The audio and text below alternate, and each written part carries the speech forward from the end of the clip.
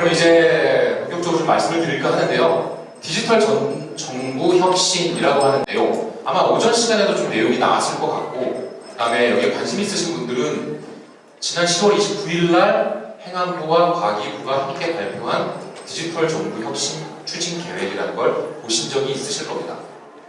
지금 그 자료를 토대로 해서 저희가 그 정부 혁신 계획안 중에 어떤 것들이 저희 입장에서는 중요한지, 혹은 정부 혁신을 추진할 때 이런 점들은 좀 더 보완하셨으면 또는 고려하셨으면 좋겠다라고 하는지를 좀 설명드릴까 합니다. 순서는 이렇게 차근차근 한 4가지의 목적으로 좀 이야기를 드릴까 합니다. 첫 번째, 방금 말씀드린 디지털 정부 혁신은 뭔가 간단하게 혹시 모르시는 분들이 계실 수도 있으니까요. 그리고 두 번째, 그렇다면 디지털 정부 혁신은 누구에게 또는 누구나 누릴 수 있는가에 대해서 한번 좀 점검을 하고, 그리고 세 번째, 정보 취약 계층에 대해서는 방안이 있는가, 그리고 마지막으로는 업무 중심, 현장 중심의 업무를 어떻게 커뮤니케이션 할 수 있을까, 이 4가지의 주제로 좀 이야기를 드릴까 합니다. 자료를 찾아보니까 10월 29일 날 이렇게 정부 혁신 계획안 발표를 기자간담회를 했고, 여기 보시면 아주 보기 쉽게 디지털로 여는 좋은 세상이라고 해서 크게 6가지 안을 이렇게 6가지 안을 정리해서 넣었더라고요. 일단 대상으로 따지자면 국민, 기업인, 공무원 3가지의 대상으로 나눠서 각각 2가지씩의 영역에 대해 이렇게 바꾸겠다, 진화시키겠다라고 하는 내용입니다. 그게 뭐냐? 이렇게 6가지입니다. 첫 번째는 선제적 통합적 대국민 서비스를 혁신하겠다. 아주 간단하게 예를 들었던 게 그겁니다. 여기 혹시 이제 아이를 낳아보시거나 아이를 키우시는 분들은 아실 텐데, 요즘은 임산부가 돼서 보건소에 신고하거나 병원에 신고를 하면 아이를 출산할 때까지 쭉 케어해주는 정부 서비스가 있습니다. 예방접종은 언제 맞아야 된다, 아니면은 뭐 언제 해야 된다, 또 어디서 뭘 받으라 라는 것들이 다 안내가 되거든요. 그런 것들처럼 여러분들의 생애 주기 동안 정부에서 서비스를 통합해서 관리해주겠다 라는 내용입니다. 그리고 두 번째는 공공부문 마이데이터 활성화, 여기에 한창 화제가 됐던 모바일 신분증 얘기도 이 안에 들어가 있고요. 그리고 저희가 정부 부처에서 여기서 떼었다가 저기다 제출하고 하는 경우들 많잖아요. 그런 걸 없애겠다, 다 통합시키겠다. 최근에 안심전환 대출 신청하신 분 계십니까? 주택금융공사에서 했던 그게 대표적인 예인데요. 거기에서는 여러 가지 내 정보들, 소득 정보라든지 이런 것들을 여기저기서 떼서 입력할 필요 없이 그냥 그 사이트 안에서 한 번의 동의로 모든 걸 다 조회해서 자동으로 가져갑니다.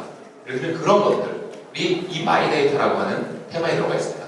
그리고 세 번째, 시민 참여를 위한 플랫폼 보도와, 즉 신문고처럼 국민들의 소리를 더 적극적으로 듣겠다. 그러면서 지금 부처별로 나눠져 있는 콜센터들을 다 통합시키겠다. 먼저 중앙부처 먼저, 그리고 지방정부는 그 이후 확대해 나가겠다라는 내용입니다.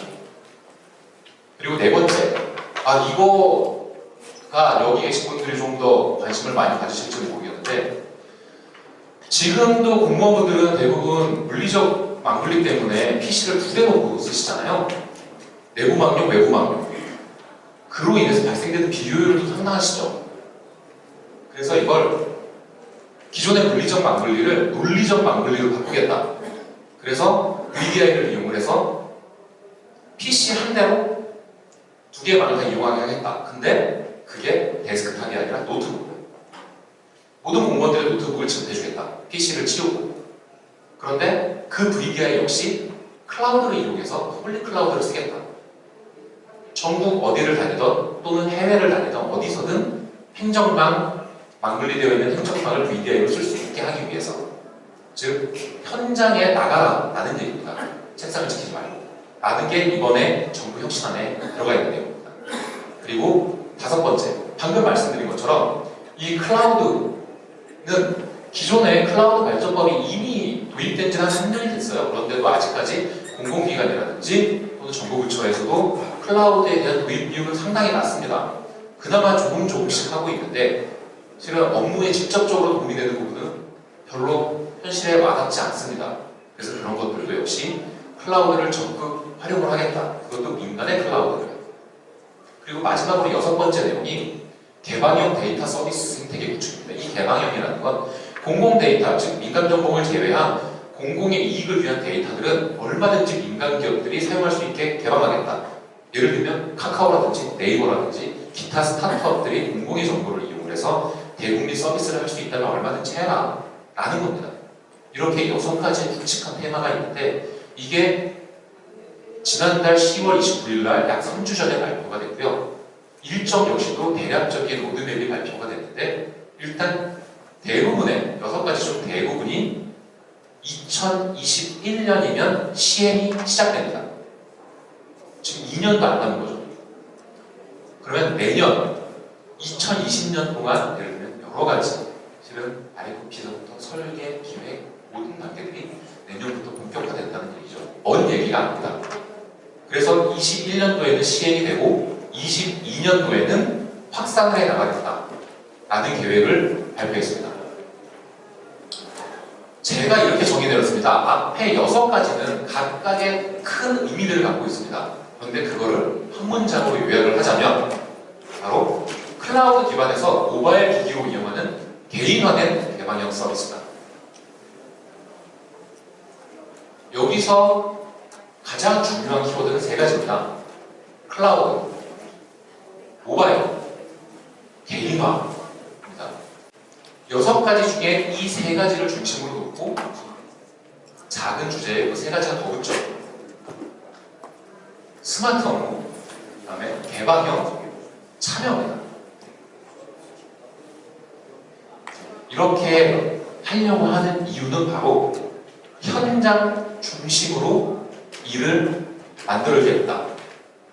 그 현장 중심이라는 게 실은 꼭 나가라는 얘기가 아니라 실은 그만큼 국민이 체감할 수 있도록 하자라는 내용이라고 볼 수 있습니다.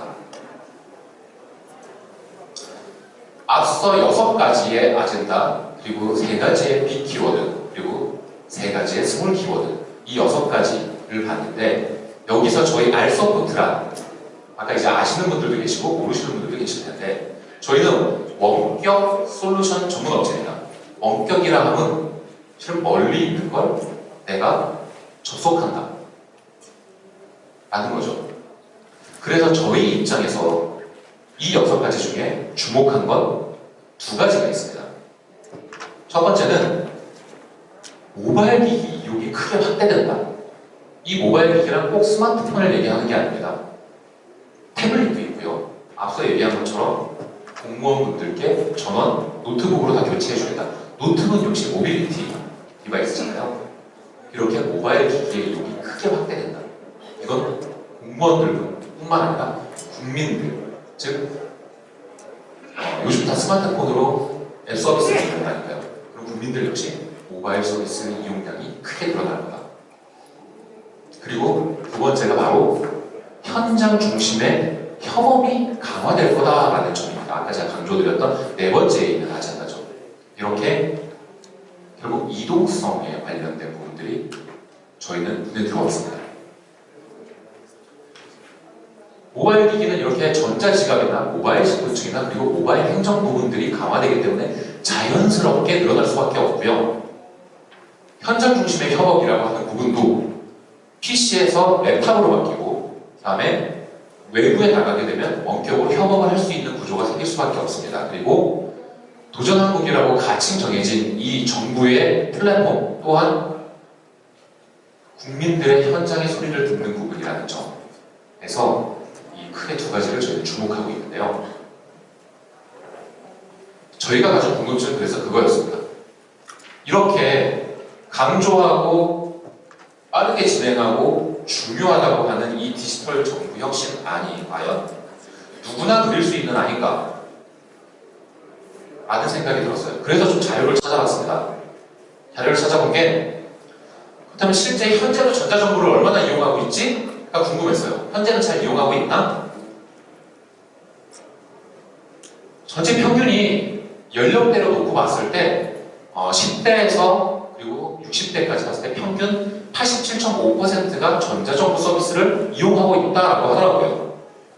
그런데 이 빨갛게 제가 표시해 놓은 부분이 뭐냐면 이 평균에 미치지 못하는 부분이 50대, 60대 그 이상 분들이 평균에도 미치지 못합니다. 심지어 60대 이상 분들은 절반밖에 안 돼요. 58%밖에 안 돼요. 그나마 이것도 보시면 2016년도에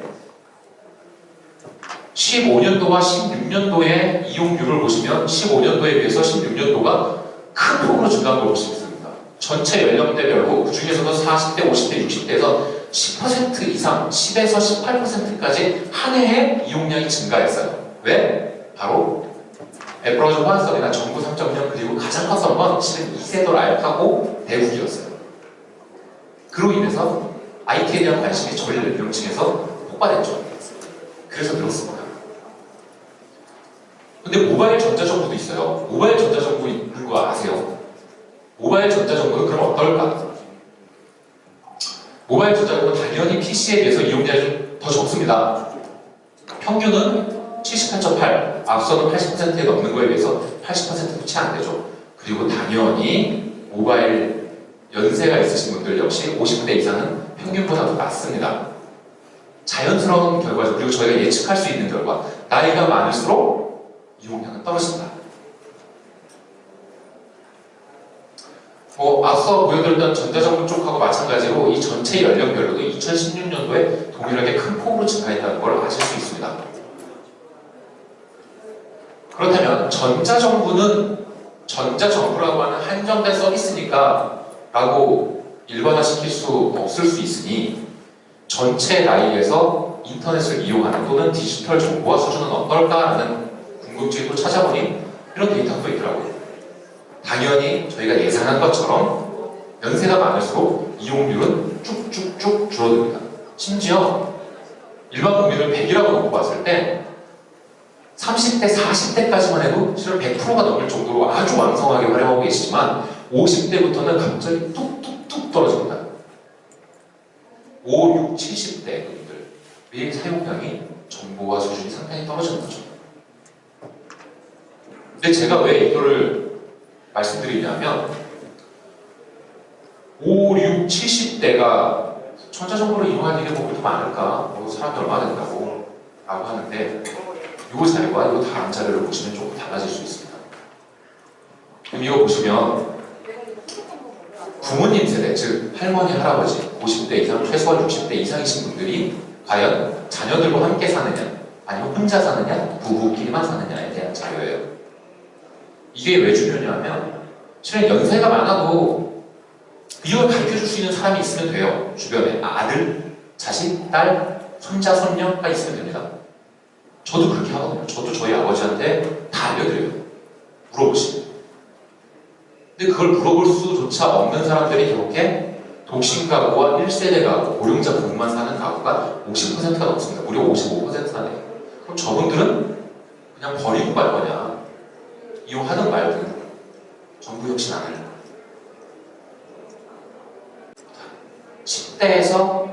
10대를 포함한 20대 이하에서 60대 이상까지 전체 인구 비율입니다. 이게 공무원이에요. 2018년도에 공무원 연령별 현황을 보면 50대 이상의 인구가 무려 30%가 되고 이게 절대 수치로 30만이나 됩니다. 그러면 전체 공무원 숫자가 100만이거든요. 그 중에 30만이 50대 이상이세요. 그러면 전 국민으로 따지면 어떨까? 전 국민은 더 많죠. 합쳐서 37.7, 약 38%에 달하는 분들이 50대 이상이시고 그 절대 숫자가 무려 2천만입니다. 5,100만의 인구 중에 2천만이 50대 이상이신 분들이고 그분은 국민의 평균 이하의 정보화 수준을 갖고 계세요. 그러면 고연령층만 나이가 좀 있으신 고령층만 좀 케어해주면 되나? 그럴까? 여기 정보격차 실태 조사라는 보고서가 있는데요.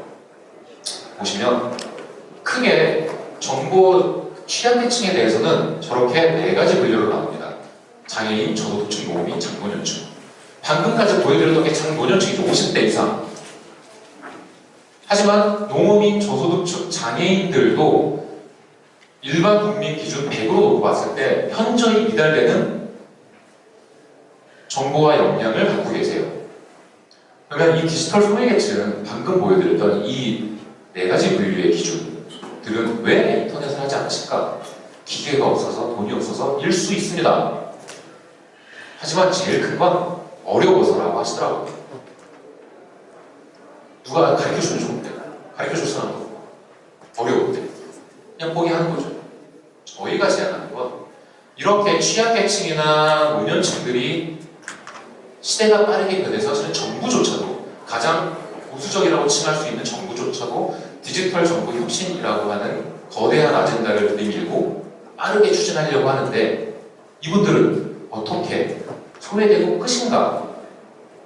저희는 아니라고 생각합니다. 그래서 저희가 주목했던 이 2가지 부분, 모바일 이용이 확대된다, 그 다음에 업무, 현장 중심의 업무가 확대된다라는 점을 착안했을 때 대국민 서비스, 그 다음에 공무원들이 이용하는 부분이라고 크게 나눌 수 있는데요. 여기에는 이 2가지를 가지고 기본적으로 해결해야 된다.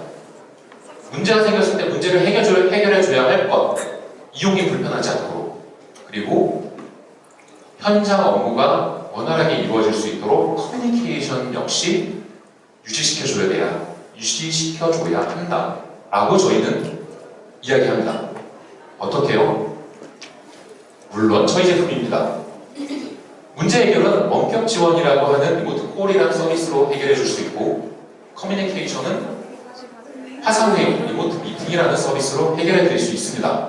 그러면 얼마 남지 않은 시간이기 때문에 짧게 이 서비스들로 어떻게 해결할 수 있는지 사례와 제품에 대해서 살짝 보여드릴게요. 리모트 콜이라고 하는 제품은 기본적으로 PC, 그리고 모바일, 그리고 현장에 생긴 문제들을 원격으로 접속해서 직접 제어하면 문제를 해결할 수 있도록 도와드리는 서비스입니다.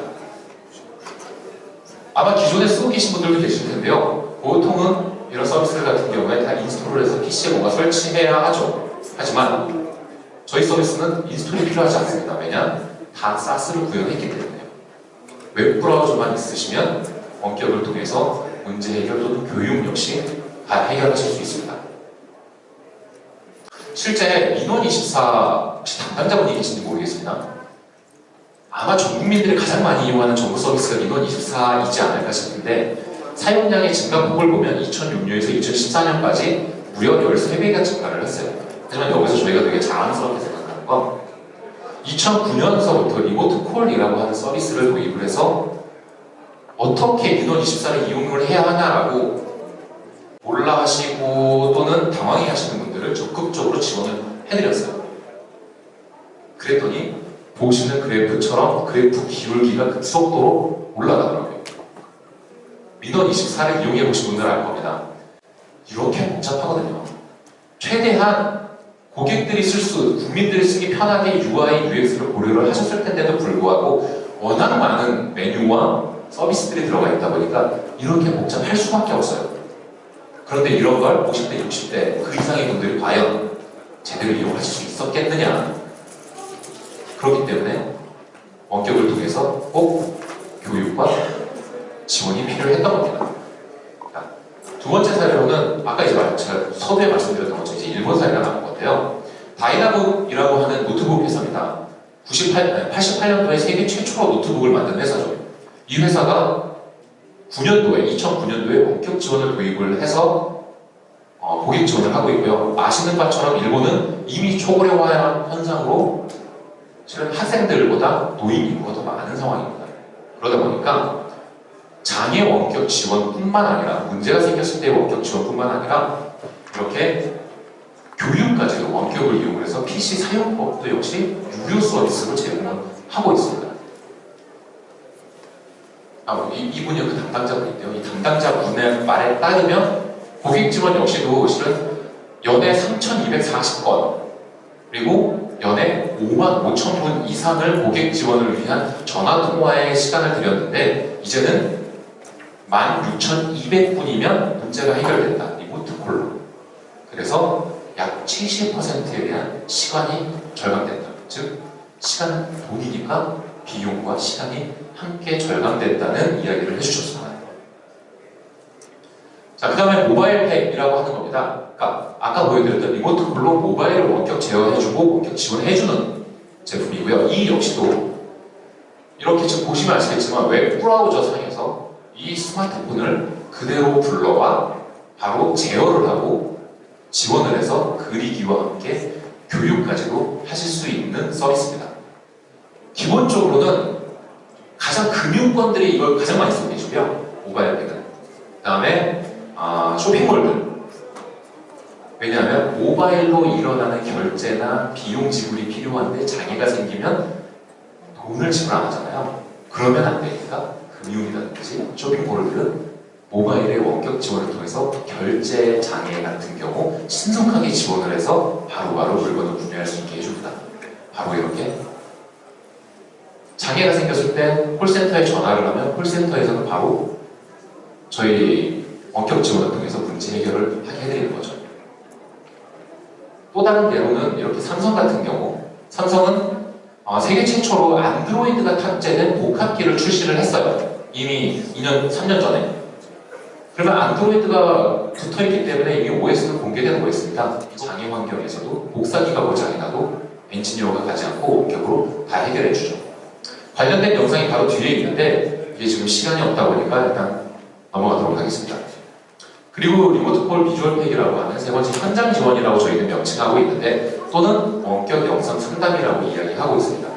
이 역시도 웹 브라우저 상에서 고객의 스마트폰에 아무것도 설치하지 않고 앱도 설치할 필요 없습니다. 고객의 스마트폰은 고객이 상담사에게 받은 SMS 상의 URL을 터치만 하면 바로 브라우저가 구동이 되면서 카메라를 켜주게 됩니다.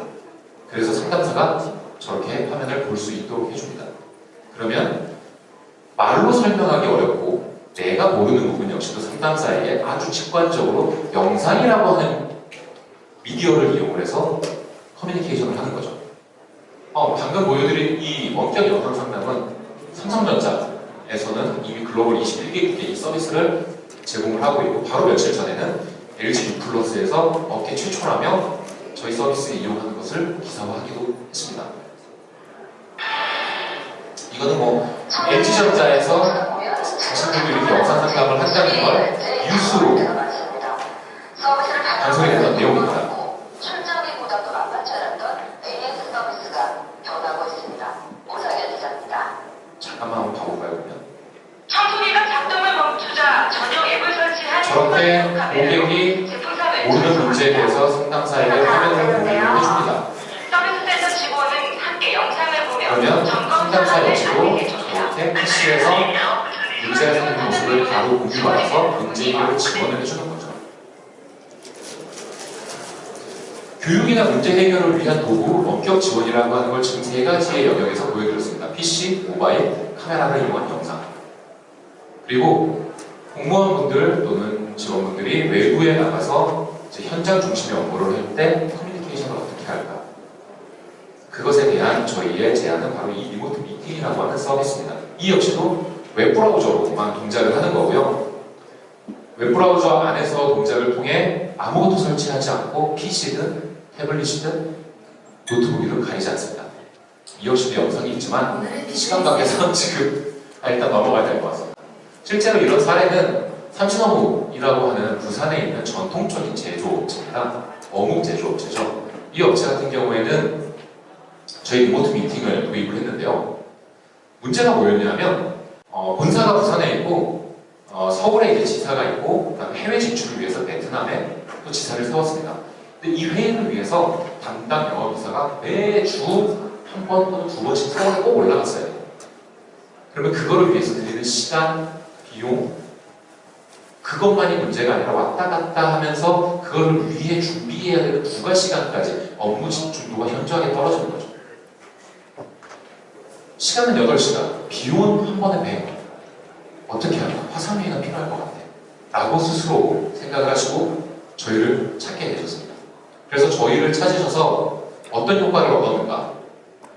보시는 것처럼 회의를 하는 데만 준비와 실행에만 들어갔던 시간이 480분이었는데 이게 단 5분으로 줄었고요. 비용 또한 월 평균 100만 원 이상씩 들어가던 게 아이디당 과금의 무제한 방식이기 때문에 17,500원으로 비교할 수 없을 만큼 거의 공짜나 다름없이 쉬웠습니다. 이거는 지금 실제 데모를 좀 보여드릴까 했는데 데모를 보여드릴 시간이 부족하기 때문에 데모가 혹시나 궁금하시거나 보고 싶으신 분들은 바로 문 나가시면 오른쪽 편에 저희 알서부트 부스가 있으니까 거기서 한번 좀 저희가 보여드릴 수 있도록 하겠습니다. 정리를 하겠습니다.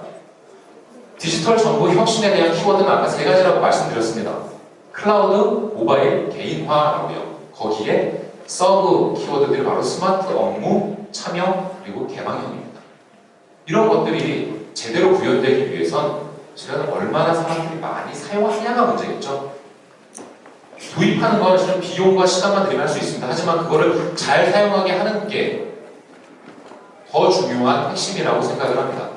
그래서 저희는 모바일 기기로 이용을 확대하기 위해서는 리모트 콜이라고 하는 원격 지원 도입이 필요하다. 그리고 현장 중심의 협업 업무를 하기 위해선 리모트 미팅이라고 하는 화상 메일을 통해 효율을 높여야 한다. 아니, 원격 솔루션이 그 조그만 도움이 될 수 있을 것이다 라고 말씀드리고 싶습니다.